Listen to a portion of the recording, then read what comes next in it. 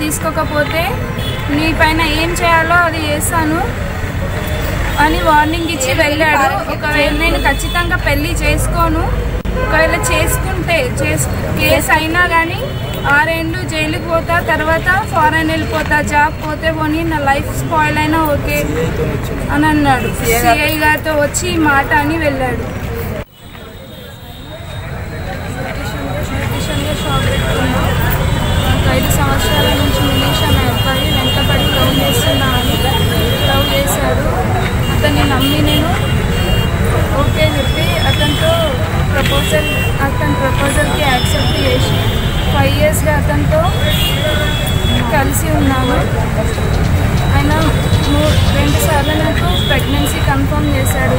Pregnancy confirm చేసిన తర్వాత అప్పుడే పెళ్లి చేసుకోమని అంటే, తర్వాత సెటిల్ అయిన తర్వాత చేసుకుందామనేసి మాట ట్రాన్స్లేట్ చేశాడు. తర్వాత వాళ్ళ ఇంట్లో వాళ్ళని ఒప్పించి చేసుకుందామనేసి అన్నాడు.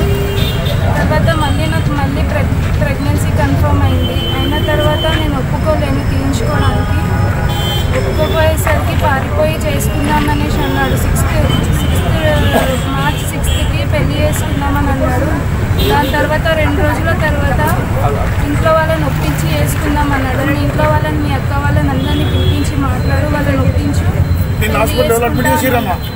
అన్న తర్వాత మళ్ళీ నేను అక్క వాళ్ళకి పిలిపించి మాట్లాడి ఒప్పించిన తర్వాత మా వాళ్ళు ఒప్పుకున్నారని చెప్పాను అబ్బాయికి.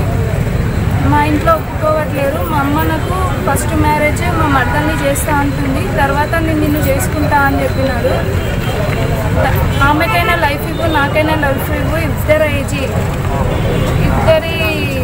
జీవితాలతోనే ఆడుకోకు. ఇది ఆడపిల్ల జీవితం. ఆడపిల్ల అంటే నీకు ఆటబొమ్మ కాదు. ఓన్లీ సెక్స్ కోసం అయితే నువ్వు ఇలాంటి పనులు చేయొద్దు అనేసి నేను గట్టిగా వార్నింగ్ ఇచ్చిన. నువ్వేం చేసుకుంటావో చేసుకో, నేనైతే నిన్ను పెళ్లి చేసుకోమని గట్టిగా చెప్పేసిండు. అతని ముందే నేను సూసైడ్ అటెంప్ట్ చేసుకున్నాను.